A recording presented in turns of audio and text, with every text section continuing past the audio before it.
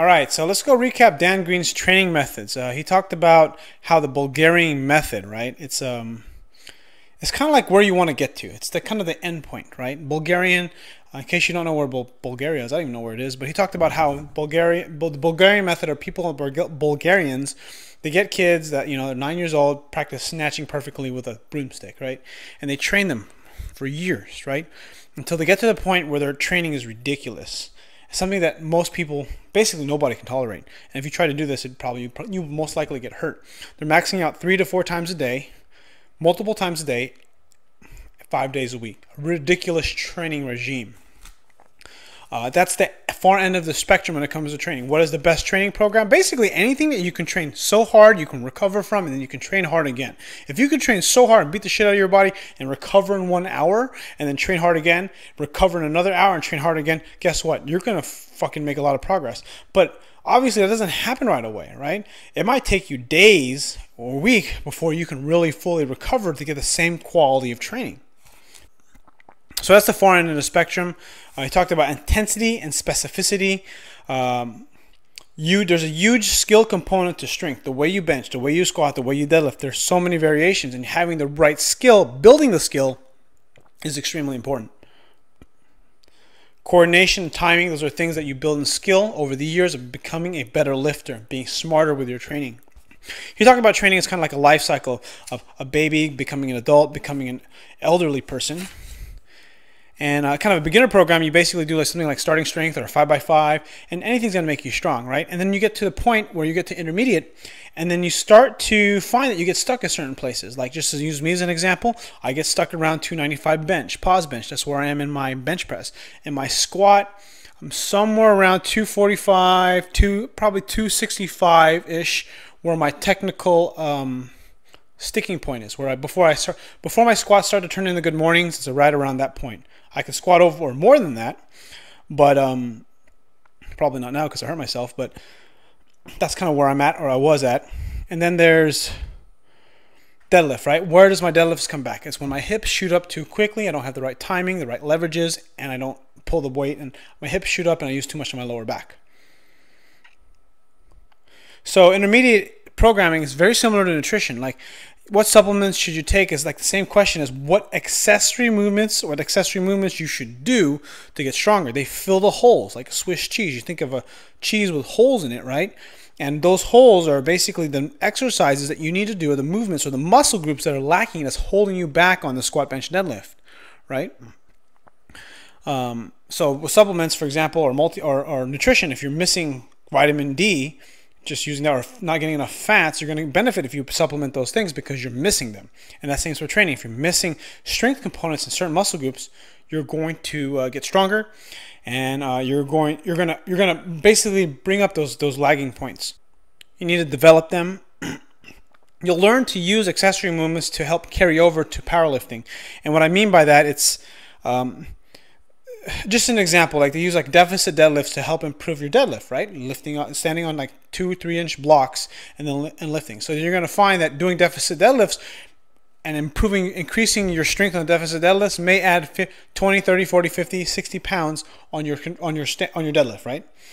And then using an example like weak triceps on the bench, typically the muscle to attack when it comes to bench press is you're going to want to press as hard as you can, right? You're going to work on your triceps because that's what's giving you trouble with lockout. So then you work your triceps, and then you're going to get correlation. When you work the shit out of your triceps, and then you start going to improve in your bench, there's going to be a correlation. As your triceps get stronger, skull crushers, whatever accessory movement you choose, it's going to carry over to bench.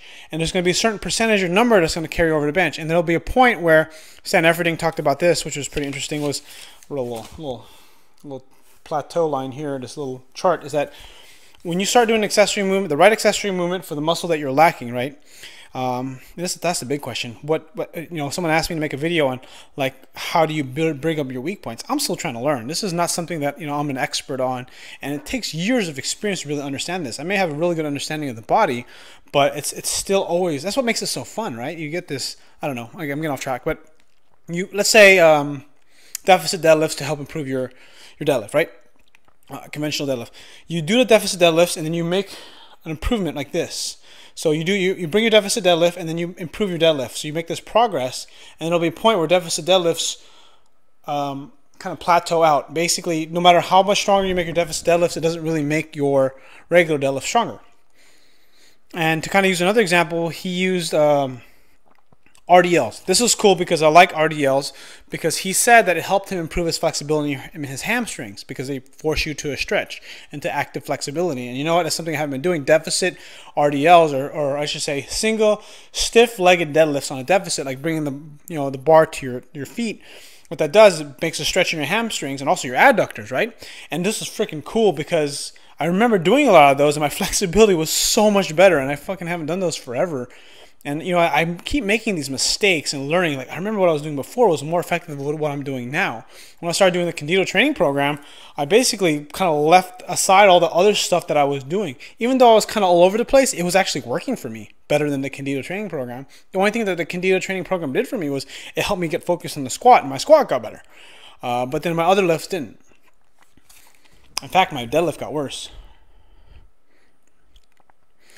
Okay, so...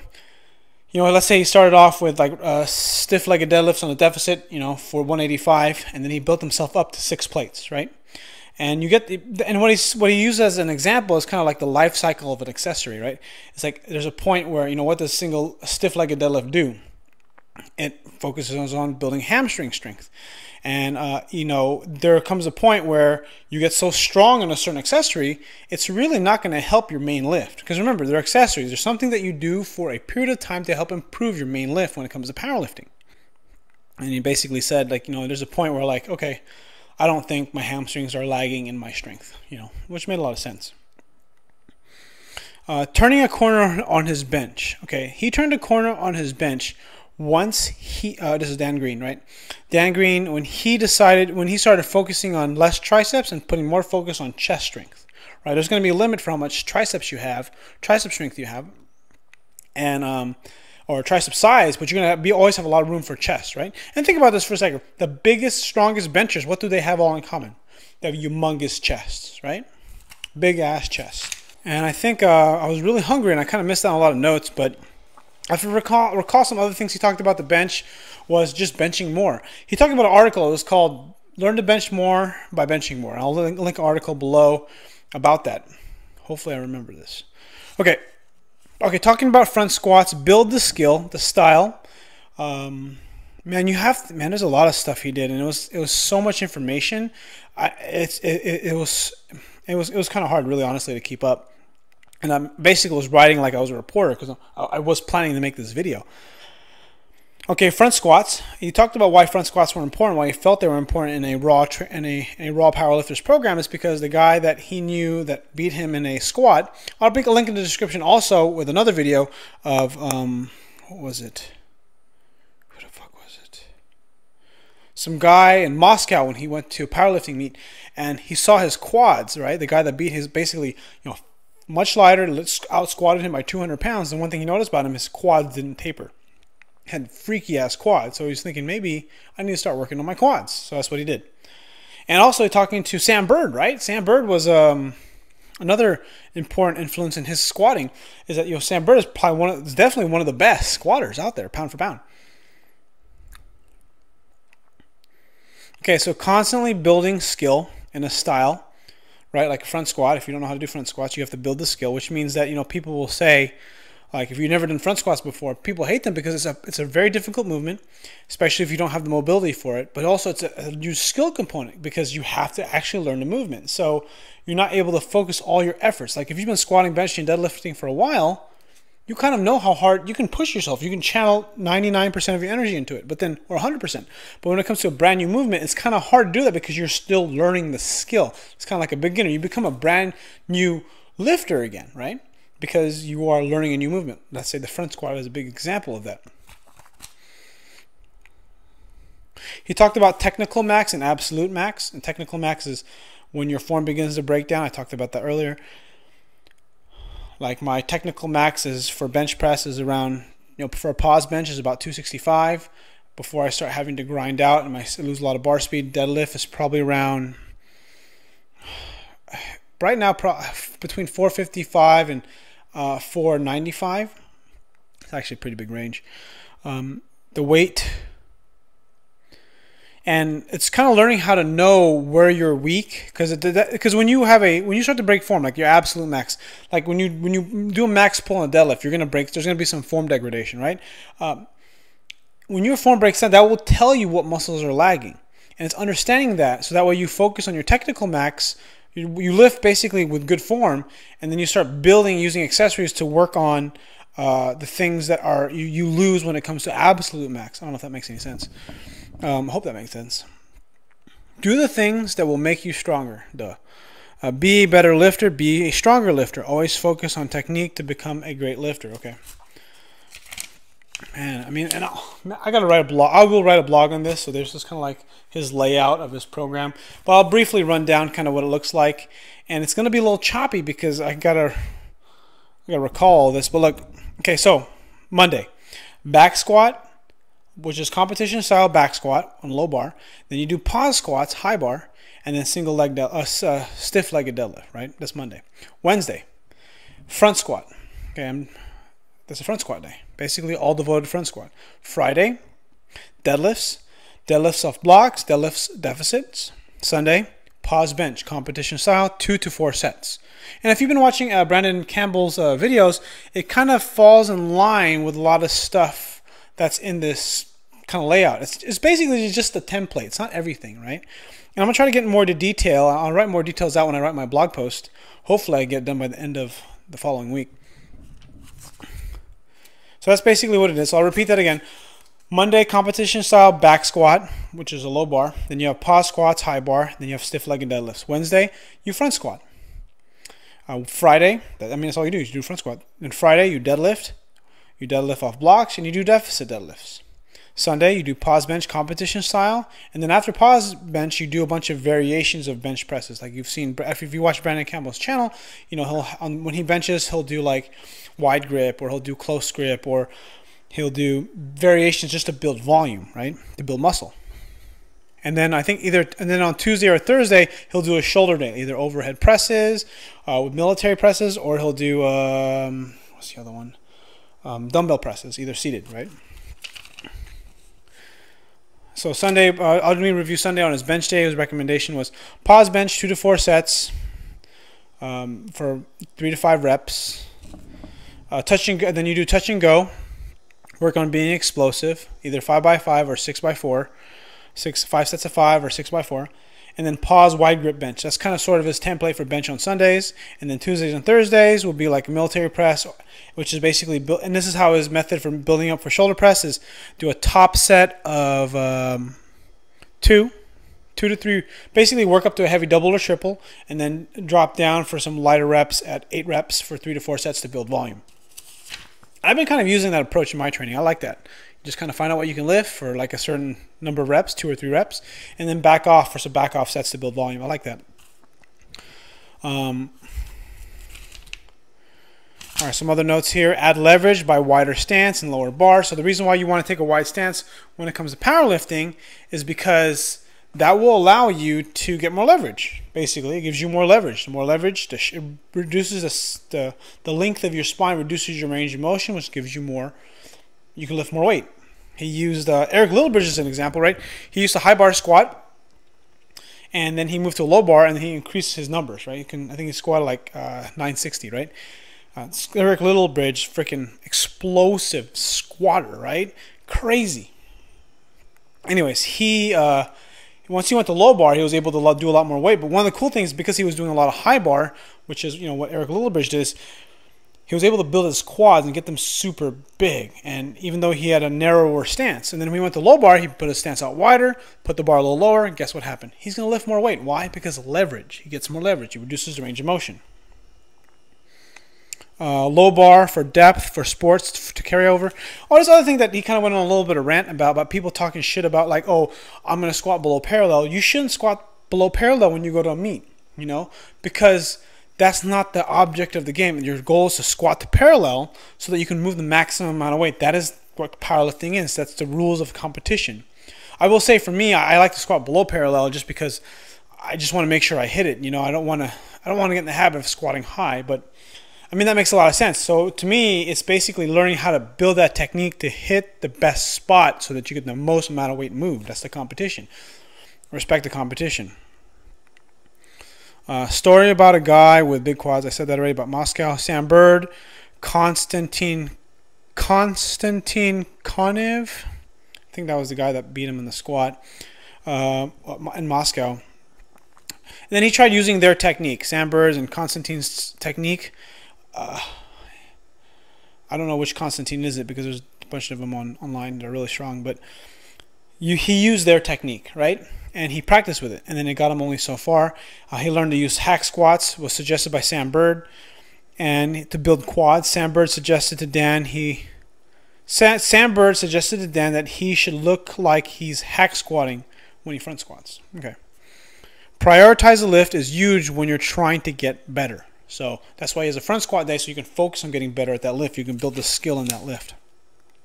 Lifts for skill. This is basically this category of training philosophy. Lifts for skill, lifts for building explosiveness and power, and then lifts for building muscle. So think about skill. Lifts for skill is everything. You have to get skillful at all these movements so you can get better at them. But more specifically, that's most sports, your competition style bench, squat, and deadlift. And then you got lifts for building explosive power, right? That would be like speed movements, I guess, and variations of like different kinds of lifts, like wide grip bench, Olympic style squats, and then lifts for building muscle. That means more volume, right? And there's a lot of overlap in these things. Doing a pause squat right with the right carryover. So don't just do the pause squat to do the movement. So this talks about training philosophy intensity. Like you get into you do a pause squat, you don't just pause. You pause at the bottom, whether it be 3 to 5 seconds, and then you explode all the way to the top. Now, someone asked in the audience, how long should you squat? I mean, pause for like 5 seconds, 3 seconds. He just said, start for a long time, like 5 seconds, and then as the weight gets higher, you can reduce the time, because once you start doing once you're ready to start doing a short pause, you really can't go less because it doesn't become a pause squat, which makes a lot of sense. So I said that. Eric Lillibridge, who's high bar, I said that already. Training on blocks improves starting strength. Okay, so training on blocks improves starting strength and improves your ability to start faster. Okay. Deficits allow you to start on a bad position and force yourself into a good position.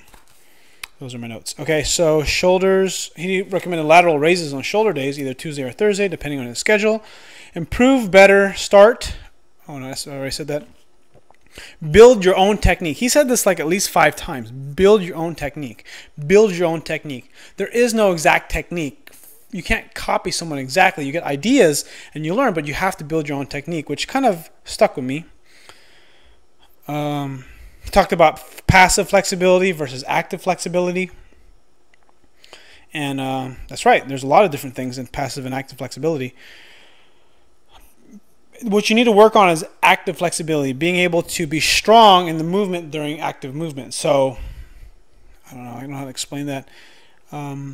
Like, okay, for example, using the hips, like if your inner thighs are tight and you're trying to sumo deadlift, right? One of the things that are really important is being able to push the knees out and using your glute medius, right? Your glutes. All right, almost done here. Okay, timing and cues. This was pretty cool when we talked about stiff-legged deadlifts. Is basically a slow-motion deadlift. It allows you to kind of build that the deadlift, right?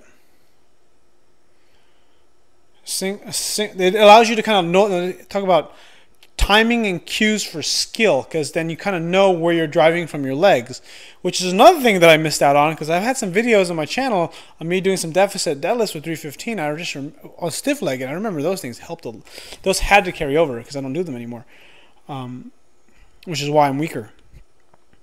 It helps you rehearse and when to be aggressive, which is pretty cool. This is this is pretty hard to explain, but rehearse when to be aggressive during the deadlift, right? Because sometimes if you're too fast, your hips shoot up.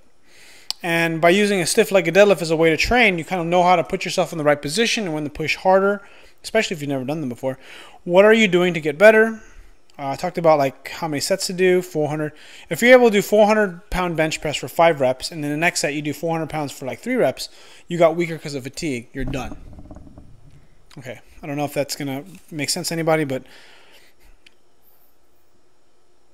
predictably make progress every workout. That's really what's important of having a good program. A good program allows specifically for you to make predictable progress. Because if you plateau in a program, it's going to make it hard for you to peak and do the best you can at a meet. Man, there's a lot into that, what I just said, that needs to be written about and talked about more. Again, that article, Bench More by Benching More, article by Dan, you can Google it, or I'll put a link, check the link in the description. You become efficient faster when you're able to do 405 for 5, and then you 405 for 5 again, 405 for 5 again. You need to find a way to definitively track your strength. And you can't really max out every day or every week because it's just kind of not how it works, but you want to get an idea of how strong you're getting. So if you're able to do 405 for 1 set, and then 405 for 405 for 5 reps in the first set, and then 405 for 4 reps on the second set, next week your goal is to do 405 for 2 sets of 5, right? And then make progress, maybe 3 sets of 5 the third week. Deadlift choices based on leverage, taking yourself somewhere you've never been. Okay. Oh, this was interesting. You want to strive for about 20 to 30 reps per workout. That's basically what you want, 20 to 30 reps. So, 3 sets of 5 with, it'd be 15, and then, maybe 2 sets of 3. That would be about 21 reps. I know, I'm sorry, I'm all over the place.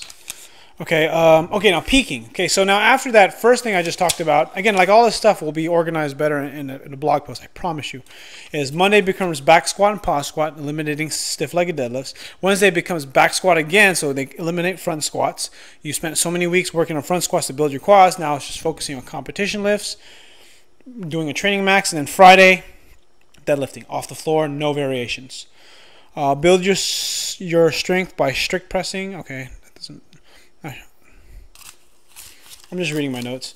600-pound bench doesn't come from leg drive. That was pretty funny. It comes from becoming huge. Feet up on the bench to use less leg drive. Old school bodybuilders. That was pretty cool. So you see guys who put their feet on the bench. That's bad, right? But if you put your feet on the bench, he's not suggesting that you should do this, but the guys used to do this because it would take away their legs from the lift, making their upper body work harder. And I always think about this video of this Chinese guy like benching like 400 pounds, or maybe it was 500 pounds, that had like basically had a genetic defect where he had little tiny legs.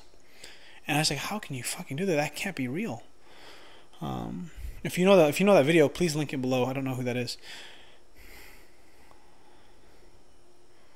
Feet up. Okay, slow, gradual progress. Okay, the smarter you get at training. Okay, standard, same routine, approach the same way. Okay, talked about how to stay focused. Like how to not let a weight mentally psych you out, right? And the way you're going to do that is by practicing in the gym. You have to approach the bar the same way every single time. You can't change. Nothing can change. And that's fucking hard to do. That takes a lot of focus. And he talks about like an assassin, right? You're a professional hitman, like the weight you're trying to kill. You need to attack it, right? It's for that moment. Actually, I couldn't really re-articulate what he said about being an assassin or a professional hitman when it comes to lifting the weights, but if you understand that, maybe you can write a comment below. And then Creed talked about Will Smith on a treadmill. You know, basically, this interview, I think it was Oprah, I'm not sure, but I remember hearing it a long time ago where Will Smith basically said, there's going to be you and me on a treadmill. I'm going to die before I get off. You know. Okay, the last thing is the Deadlift Story with Creed and Stan Efferding. Oh no, with Stan Efferding and Dan Green. And man, how can I don't know if I can really do this story justice, but basically, you know, there's always some competition when you train with really good partners like Stan and Dan Green training together. And Stan freaking deadlifts 815 for the day, right, over at Super Training over at Sacramento, and then Dan, or actually no, Dan goes first, and then he misses his lockout, and then Stan goes ahead, and Stan Efferding goes ahead and pulls the 815, pulls the deadlift. So what's his name? So Dan Green goes back and tries to hit it again, and he locks it out. So, you know, Stan thought he won, but I guess they were even out. What was so funny was that later on they found out, he showed a picture of they showed a picture of Dan showed a picture of a picture like a bloody hamstring, or basically a bruised up yellow hamstring, black and blue, and he showed it to Creed, and it's like, what the hell is that? And it's like, that was my leg. Dan Green said that was my leg before I pulled that 815, or before I pulled both 815s, because he basically ripped his fucking hamstring, and he still pulled it. So it's kind of like having that desire, no matter how fucked up you are, to fucking win, right? So now, of course, none of this stuff is really healthy, but we're not in it for health. We fucking love this stuff, right? Anyways, that's my end of my video. Hope you enjoyed it, got some stuff out of it, and I got some cool stuff coming up. I'm gonna try to do my best to make some good blog posts on this, and thanks for watching.